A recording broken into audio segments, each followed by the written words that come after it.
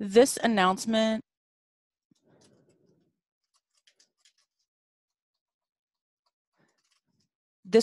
will be distributed to their students depending upon their notification settings. So in your initial message to your students, you may want to direct them towards their notification settings. What they would do is click on Account, click on Notifications, and there they will have a lot of options about whether or not they want to receive notifications in their conversations, if they want to receive it in their email, if they want to receive it as a push notification in the app. I would certainly recommend directing your students here just to make sure that they don't miss any communications from you. So let's say you wanted to send an announcement to your students.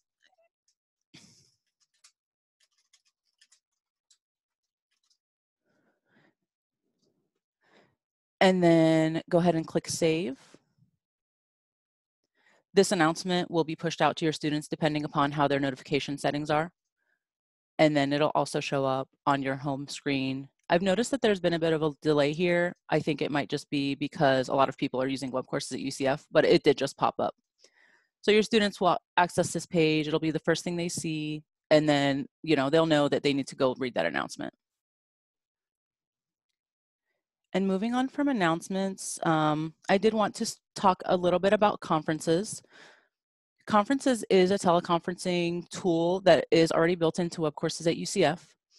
There are some differences between conferences and Zoom that Ariana will go through a little bit later when she does her Zoom presentation right after this. But let me go ahead and show you the conferences. The biggest limitation with regard to conferences is that there's a participant limit of 100. So if you are expecting over 100 participants in your conference, we definitely recommend using Zoom. Zoom allows up to 300 participants. So if you did want to use a conference, what you would do is click on Conferences, click Add Conference. The name of the conference will by default be the name of your course, and then it'll just say conference at the end, and then the type will be Big Blue Button. Big Blue Button is the teleconferencing software that powers conferences in web courses at UCF. The duration of the meeting is set to 60 minutes by default. Make sure that you set this according to your needs. And then two of the most important things to remember with regard to conferences is that if you want to record your conference, you must enable recording and when you initially set up the conference. If you don't check this box before setting up the conference, you will not have a record button once you enter your conference. And then the other most important setting here is that you want to invite all course members. You want to invite all members who you want to watch the replay. So for example, if you're pre-recording a conference and you want students to see it tomorrow or something like that, make sure that you invite all course members. If you don't invite the course members, they will not see the conference recording when they come to the conferences page. So I'm going to invite all course members, and then I will click Update, and the conference has been created. And the conference will not begin until you click on the Start button.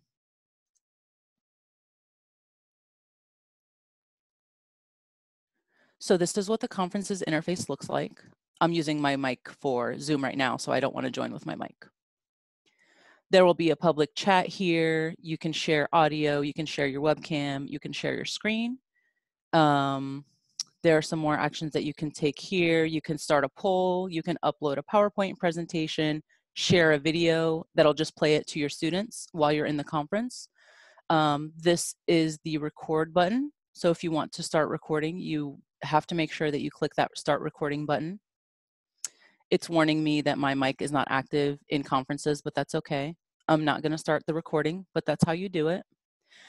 And then if you do want to use conferences, please feel free to contact Web Courses at UCF support for further information. We can certainly send you some documentation or we can walk you through the process if you need any additional assistance. But let's go ahead and close out of conferences.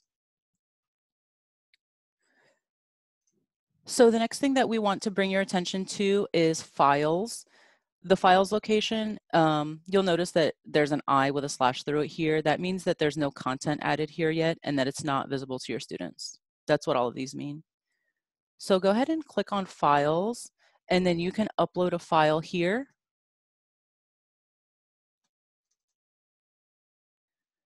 So this is a great way to upload maybe a new syllabus or your updated schedule or something like that.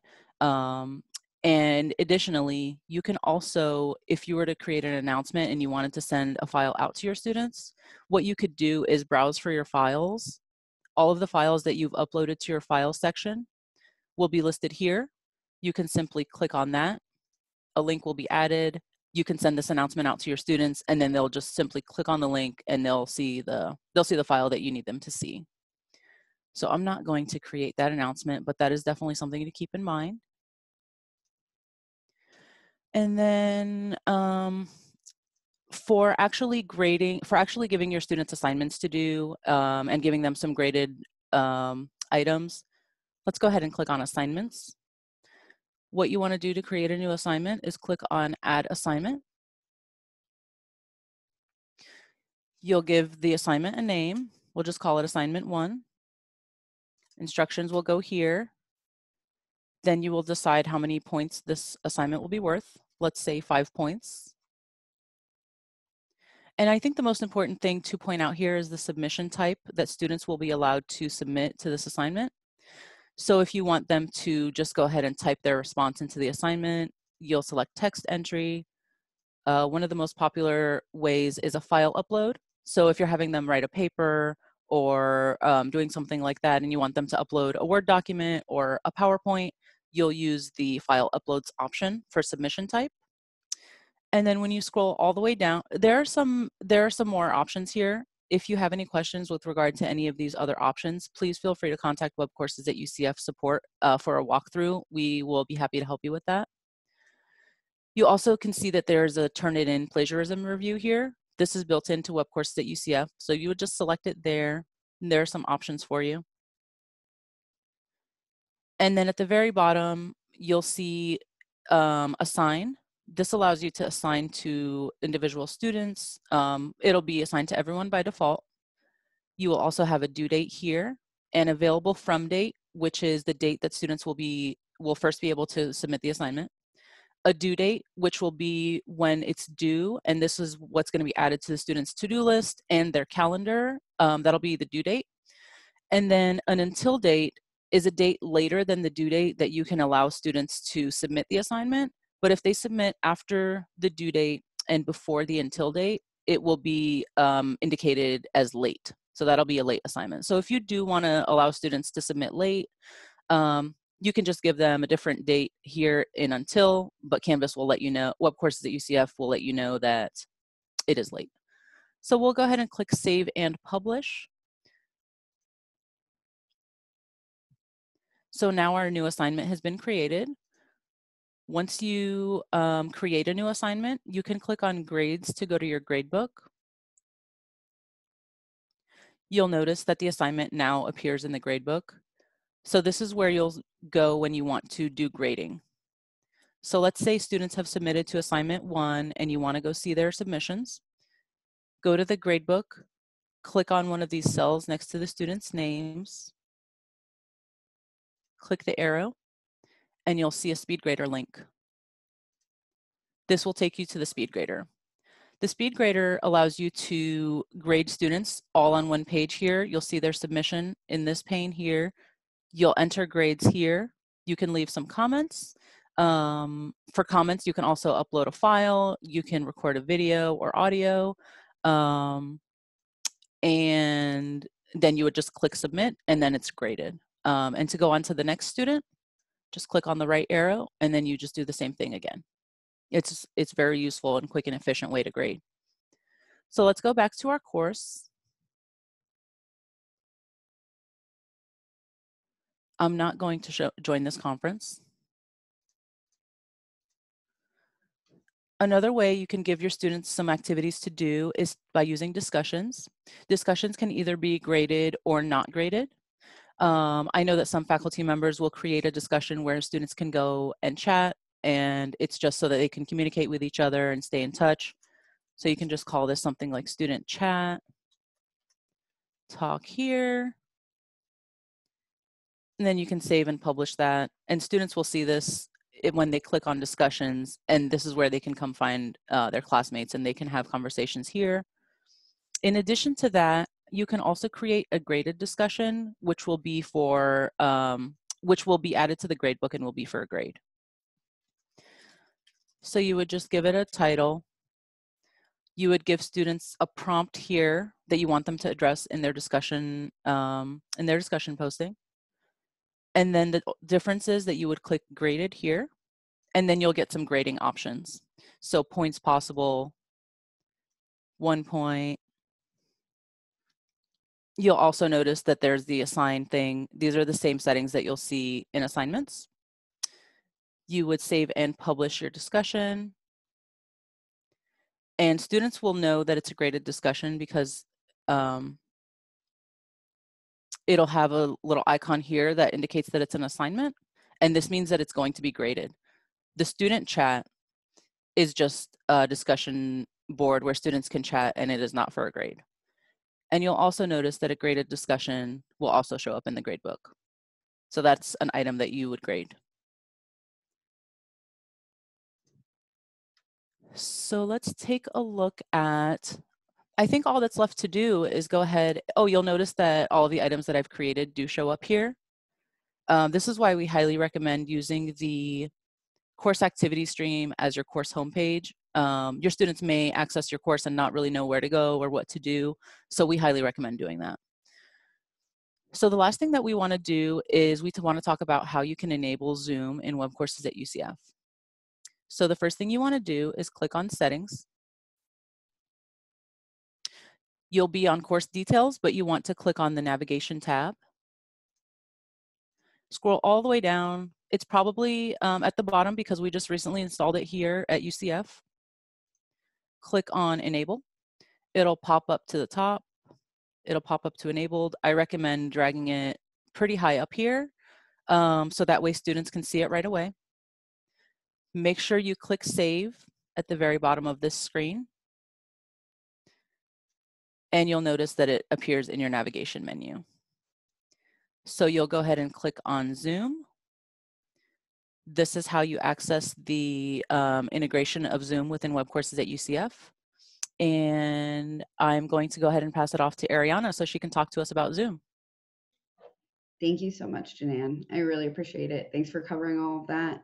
I'm going to go ahead, and I see there are some questions still coming through the chat, and just remind everybody that there's panelists in there to answer any questions, and then anything that's left over at the end that we'll get to and we'll try to cover. And then also, if I didn't mention this at the beginning, but if you want to ask a question to just our panelists, you can select the drop-down menu next to to and send it to just our panelists, or you can select to all panelists and attendees. So, all right, so I'm going to go ahead and get started on Zoom. I'm going to start sharing my screen. And give me 1 second to get situated. All right, awesome. So, I have Zoom open in the background here. Actually, you know what? Let me go back here and share my video also. Janan did that. Oh, oops. Oh, okay, I'm still having some trouble with my video, but I'll leave that off for now and I'll just share my screen. I have a Zoom meeting already running. Janan left you off in web courses, so I'll go back here and start from there. So this is my development course. I have Zoom enabled, as Janan just showed you. I can come down here to Zoom, and I can see any meetings that I already have scheduled. I have a meeting scheduled in here for tomorrow already. When I'm ready to schedule a new meeting, I can come up to this button here in the top right. When I schedule a meeting within Zoom in web courses, it's going to actually share that with all of my students. They're going to get an alert in their inbox, much like some that I have here already. So this was one that I'm a student in a course, and I got an alert that my faculty member had scheduled a Zoom meeting. So this is what the students will see when you do this within web courses. So let me go back to my course. And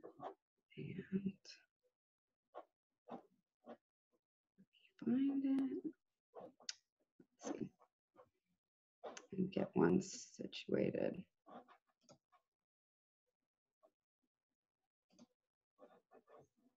All right. So this, again, I'll go to Zoom, schedule a new meeting. I think somebody mentioned in the chat earlier that they weren't sure how to, they got in Zoom and they, you know, played around and everything was working, but they weren't sure how to invite their students. This is going to be how you're going to invite your students. So schedule a meeting in Zoom in web courses. When you get to this form, it auto-populates with your course name. For this, I can change it or I can leave it as is. In this case, I'll leave it as is. I can add a description if I want, but that's optional. I can set the date and time. So I'll set this for Monday morning, since I have one scheduled for Friday already for 10 a.m. I can set the duration. So I have a drop-down menu here for that. I wouldn't worry too much if you set it for a little longer than your course. You can always end the meeting early. We also have the time zone. You just want to make sure you're in the right time zone, which that should be default. You have the option to set a reoccurring meeting if you're planning on hosting all of your classes this way. That might be useful. In this case, I'm going to leave that unchecked. We have the option to make registration required. I'm going to leave that unchecked. In this case, I know I'm inviting my students. I don't really need to register who's coming or not. So I have the option to have the video on for the host, which is me. So I'm going to do yes. I have the option to have the video on for participants, which is my students. If I have a very large class, I would probably want to leave this off, as that could get really overwhelming with students all joining with their video. So I'm going to leave that off. I have the option for students to join with their telephone audio or computer audio. I'm going to leave it as both so that if for some reason they're having trouble logging in with their computer, they can actually call into the meeting. I can require a meeting password. If I do leave this on, the password is automatically sent with the link to my students. So I'll leave that on for now. If I select enable join before host, that means that students can get to the meeting before I do. I think a lot of people have been getting notices that their students are in meetings before they've started them. If you want your students, I don't think that this is necessarily a bad thing, because students are getting to go into the software and look at it before their class time. There are some settings that you can change for notifications so you don't receive those notices every time somebody joins the meeting. But if you don't want your students to be able to get in before you, then just deselect this option. I'm going to leave it on in this case. Let's see. We also have mute participants upon entry, which I'm going to leave on. That means that when students enter my meeting, that their mics are already muted. That would just be useful in case they're still getting situated in their space and have a lot of noise going on. You don't want it to interrupt your lecture or anything like that. I'm not going to use personal meeting ID. This personal meeting ID is what I can send to people if I want to create a quick Zoom conference. So that might be useful if I was having office hours or meeting with other faculty or other staff. But in this case, I want to generate a unique meeting ID. We have enable waiting room. I have been turning this off just due to the reason that if I have it turned on, I'm going to have to admit every student that comes to my class. If I want to make sure I'm kind of keeping track of who's entering, I could leave it on. But if you have a lot of students, you probably don't want to have to admit each one that comes in.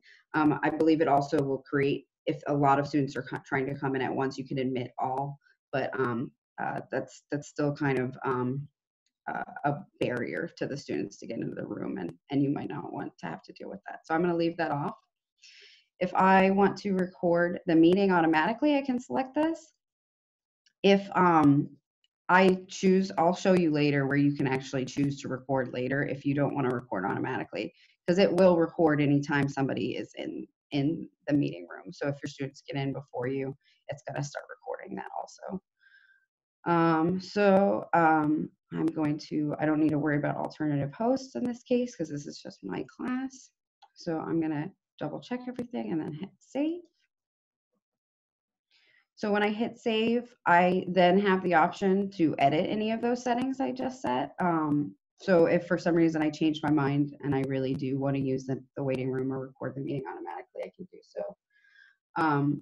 If I messed up, I could delete this meeting, or I can go in and hit start meeting.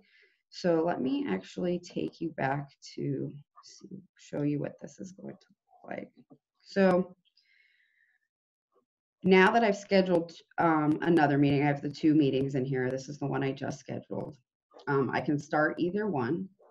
When you schedule a meeting, I highly recommend that you reach out to your students and let them know that you've done it by using an announcement or something similar like Janan showed you earlier, so that they're not confused about why they're getting these notices. When the students come in here, they're also going to see upcoming meetings. If they click Zoom from the navigation, they're going to see upcoming meetings that they have. They'll also be able to see cloud recordings if you've shared cloud recordings with them. And I'm going to show that real quick while I'm here. So the cloud recording tab is any meetings that I scheduled in Zoom and web courses that I recorded. They'll show up here. I can review them, and I can also decide to delete or publish them. If I have not, it automatically is set to unpublish. So that's nice because you can come and review it before you share it with the students. But if for some reason your students are saying, I'm not seeing the recording, and you are, it might be because it's not published. So I'm going to leave that as published so my students can see my recording. All right, so I'm going to go back to upcoming meetings and I'm ready to start. So I would hit start. This is going to, I'm not going to click this now because it's going to bring me to the Zoom login and I have one open already. So I'm going to jump over to that. So this is my Zoom meeting. I already have a student in here. I'm going to walk you through all of the basics of Zoom and kind of cover some additional information as I do that. So I'm going to start from the very beginning. I'm going to start at the left hand corner. I have unmute. Right now I'm muted. If I was not muted, I would see the mute option here.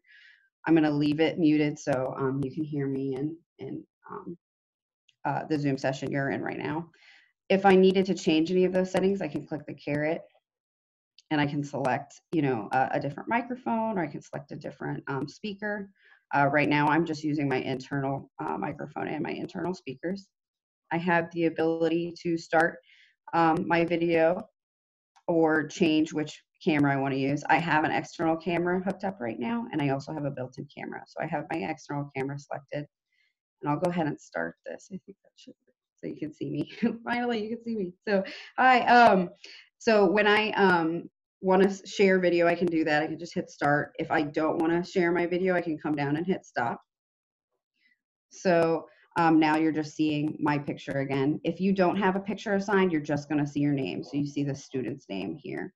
And you do have the ability to add a picture in your Zoom profile. And if you have any questions about that, somebody can reach out in the chat and let you know. So next to that, I have invite. If for some reason I needed to invite somebody else to the meeting, I could do so here by email or copy the URL and send that to them directly. I have manage participants, which I have that window open on the right. Right now, I only have one student in here. This gives me a little bit of information as far as if they have their microphone muted, if they have their video showing. Marie doesn't have either of those going right now, but she has, in fact, already raised her hand, and you can see that little icon here. Students are able to, in the participants window, do different things such as answer questions pretty quickly, which is yes or no, let you know if they feel like you're maybe going too slow in your lecture or too fast. They can also raise their hand and do different icons with that. If I want to clear any of that, I can hit clear all, or I can clear it individually as I respond to each question. So if I was responding to Marie's question, I could hit lower hand on her name, and it will remove that hand. So I'm going to skip over share screen for now. I'll show that in a little bit, but I have the chat next to share screen. I have that open already underneath my participants window. This is the way that I like having it open. I like being able to see my participants, and I like to be able to see the chat. So I see that I've already talked to Marie in here. I can send her additional messages. And she'll be able to respond. Hi, Marie, thanks. If I needed to talk to somebody individually, this is where I could actually select to do that in the drop-down menu next to two. And I could select to just talk to my individual student that I have in here or everyone. I can share files. I can also decide if who participants can chat with. So I could say they could chat with nobody, say they could chat with me only, which I'm the host. They could chat with everyone publicly, or they could chat with everyone publicly and privately, meaning that students can chat with each other if they come here and select the person that they want to chat with privately. So next to the chat button, I have record. This is where I mentioned earlier, if you did not set your meeting to record automatically, you could decide later to record it, and you can do that here. When I click record, if I'm on the desktop client, which I am right now, I have the option to record on this computer and also to the cloud. If I select record to the cloud, it's going to connect. And then I will get this little warning up here. I have a little cloud icon. It says it's recording. When I'm finished, I want to make sure I hit stop recording. When I hit stop recording, I'm going to get this notice that says it's going to send me an email notification when it's ready. We did have some people say that the cloud recordings were taking a while to process. So if that happens, just be patient. You should receive it, in the next few hours, or if it's a very long recording, it could take even up to a day. But I think that's even gotten a little faster recently. So when I hit stop recording, I'm not recording anymore. That icon in the top left is gone. If I did want to record on this computer, I could do that also and upload it separately if I didn't want to have it in my Zoom account. But this will record directly to your Zoom account. I have next to record, I have closed caption. So I'm not going to show this in this particular webinar, but I do want to say, if you, for any reason, have a student, if at the beginning of the semester you received a letter from Student Accessibility Services or SAS that you have a student in your class that needs captioning or anything like that, please reach out to Student Accessibility Services about it to make sure that you can get a live captioner in your Zoom meeting, or that if you're creating any recorded content, it's getting captioned. I believe that the Center for Distributed Learning has implemented in web courses a little button on your global navigation. If you have a student that has a potential need, that there is a button there that will direct you to a form to get help on captioning. I think there's one that says live captions and there's one that says captioning. So if you have a student in your class, you might see that button, and that'll help you get help a little faster. Or you can reach out to Student Accessibility Services. Next to closed caption, I have breakout rooms, and I'll show you that real quick. A lot of people are interested in this feature. So if I have, I normally do group work in my class, and I want the students to be able to get together in groups and work on something and then come back to my lecture. I could use breakout rooms. I can have the breakout rooms assign students automatically, or I can do it manually. I'll show you how to do it manually. So I'm going to go ahead and hit manual and then create breakout rooms. So I have one breakout room created now. I can add rooms. I only have one student, so I'll just send her to one room. So when I'm ready to add a student to that breakout room, I can hit assign, select the student. They are now in that breakout room. When I'm ready to send her to the breakout room, I can hit open all rooms. So it's going to let me know if Marie has joined a breakout room or not. When she's joined, it'll show that she's in here, and it won't say I'm joined anymore. And then if anybody did join any of those rooms and I need to let them know that we're finished doing group work, I can broadcast a message to all the rooms. So let's say, and let them know that I'm about to close the rooms. They don't get automatically kicked out when I hit close all rooms. I'll show you what that looks like. I'll hit close all rooms. It gives them 60 seconds to finish up what they're doing and come back. If they finish early, they could come back earlier too. So, oh, looks like Marie did. So now she's back in my main Zoom meeting. So I'll go ahead and close breakout rooms. So next to breakout rooms, we just have some other things. You can do reactions and things. I'm not going to cover any of that today. So we also have, I'll cover the last thing I wanted to cover was sharing your screen.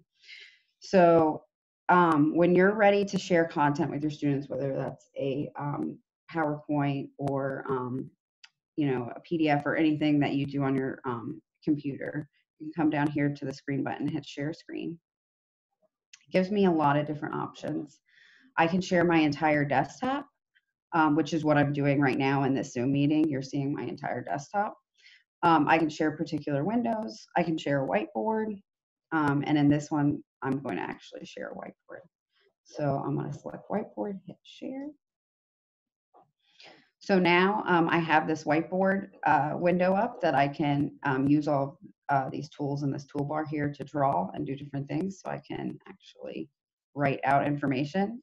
I'm doing this with my mouse, but if you have a Surface or anything that, any kind of touch screen that you can write directly on, this is going to be perfect for that. It's going to be really easy for you to draw and write out equations and different things. I can also add text. So it'll generate a little text box that I can write in. And then I have an eraser, so I can erase individual things, or I can clear all. So I can clear all of my drawings. I also have the option to save the drawing. So if I worked out an entire problem and I want to save it and share it with my students later, I can do that. So whenever you share anything, you get this little notice at the top that tells you that you're sharing. When you're finished sharing, you can go ahead and hit stop share. So, all right. So that's most of the basics of Zoom. When you're finished with your meeting, you can come down to end meeting. If you just leave the meeting would remain running and students would stay in the meeting until they left the meeting. If you want to end class and kick everybody out, you can do so by hitting end meeting for all. I'll leave this up just in case we have any extra questions. So I'm going to jump back over to the workshop.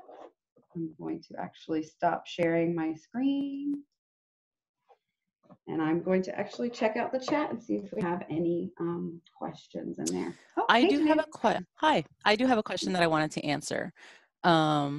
So this was asked by Martha in the chat room, and she asked, is there a way to take attendance in Zoom?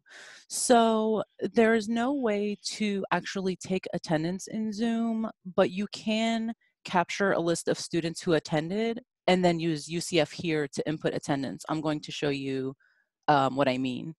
And I would just like to preface this by saying it is a little, there are a lot of steps to remember. So I wanted to assure you that you can certainly contact Web Courses at UCF support if you need us to walk through this. Or you can watch the replay that will be on the Keep Teaching website shortly after this workshop is over. But let me go ahead and show you how you can use Zoom to see who attended your session and then use UCF here to manually input that. So this is what we're going to do, and you should be seeing my Web Courses at UCF course right now. So what we're going to do is click on Zoom, and actually you'll notice that we need to leave Web Courses at UCF to do this because there's a feature, it's more feature rich if you go to ucf.zoom.us, click on sign in. If you weren't already logged in, you would be prompted to log in with your NID and NID password. And then you want to click on reports. And then click on usage.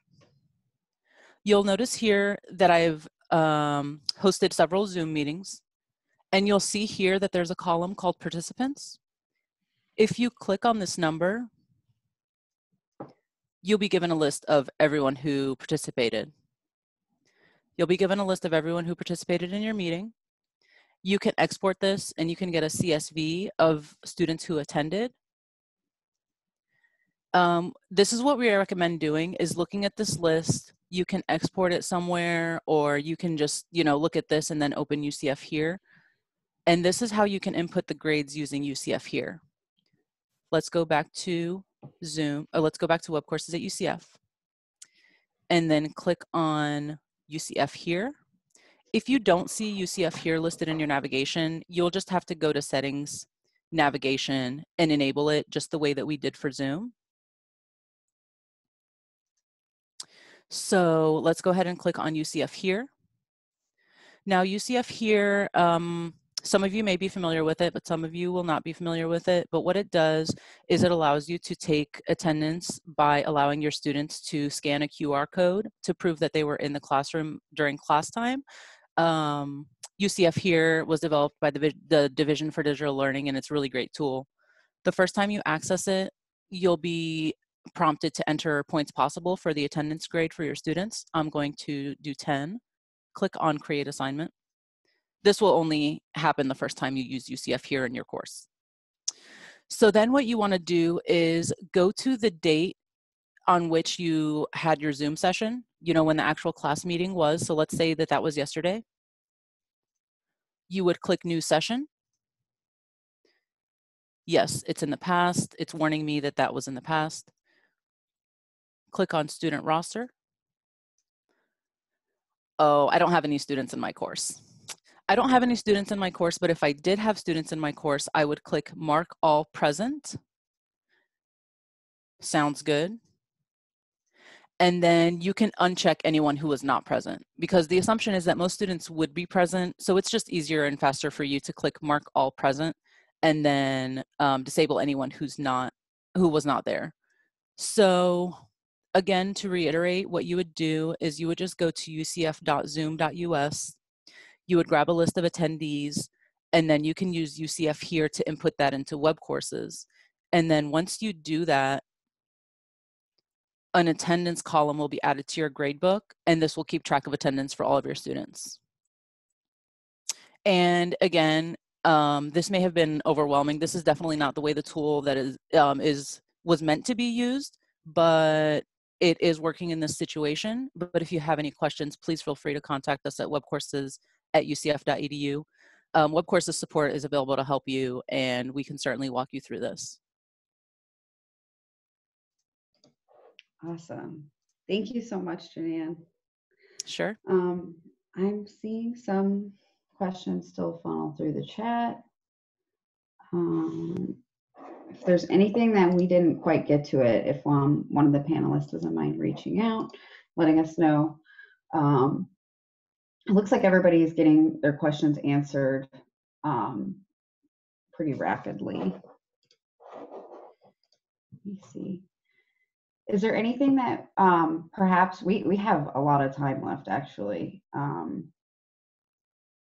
So we could actually show some additional things if anybody's interested in seeing something particular that they might have questions about. I don't believe an iClicker would work with Zoom. I guess if you ran, I mean, that's kind of a tricky thing. You would probably have to run it and then run it in the background and then have students respond. I'm not sure if that would actually work or not, but I would try to keep things a little simple as far as, you know, using Zoom to meet with students and have that face-to-face interaction. And then any kind of attendance or participation or things, I would actually definitely use web courses for. Try not to overwhelm the students too much. I see a question in the chat from Ann Prucha. She's asking, could you just take a screenshot of the list of attendees? You can certainly do that. Go to the list of attendees in Zoom and just take a screenshot of that. Whatever works for you. You can export it. You can just keep the window open while you input attendance in UCF here. It's really up to you. It's a good question. Yeah, actually, and I think you can actually save that list also of who came. So I believe you have the ability to save your participants list also. So I'll find some, see if we have additional. Yeah, you definitely can do that. And you can also save the chat too. So if you had them participate in chat, you can save the chat also and go through and track participation that way. Oh, somebody wants to see the raise hand feature again. So yeah, I believe that you guys could raise your hand in this too. I believe so. If you see in the participants window, the option to raise your hand, do you mind go ahead and raise? Yep, I see a lot of them in there already. So a lot of people are raising their hand. And then let me show you what that looks like on my side. So I'm gonna go ahead and start sharing my screen again. So in my Zoom meeting, I'm glad I didn't close this out so I can show you guys. So in the participants window, they also have the option to raise their hand. And it would show up. Oh, Marie just did it. It would show up right here. When I want to lower her hand, I can hover over and hit lower hand. So now that's gone. If for some reason I had multiple students raising their hand and I, was like, okay, well, I answered all the questions, I could come down here and hit clear all, and it would remove all of those. It's basically just alerting you that people are trying to reach out. So let me stop sharing and go back to chat.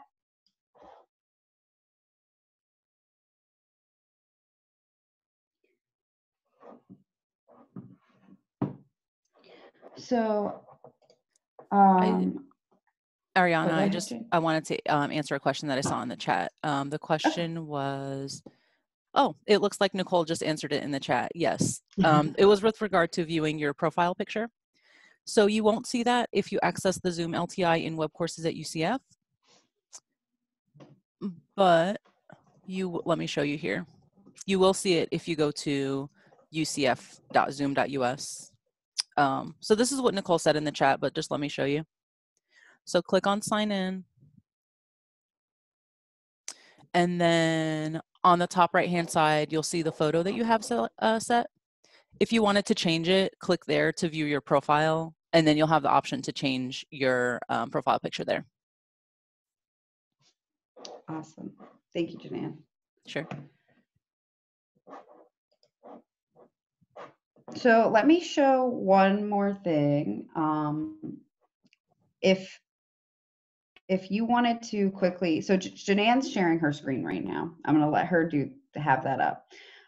If Janan wanted to share a PowerPoint file or anything like that, this is the best way to do it. And basically what I would recommend is having the PowerPoint up and running on your desktop, and then go ahead and in Zoom, hit share screen, which I showed you earlier is the big red button, and select desktop 1 and hit share. And that's going to allow you to share anything that you're doing on your screen, whether that's a PowerPoint or anything that you're showing them in web courses. That's going to be the quick and easy way to do that. So that's definitely how I'd recommend you do that.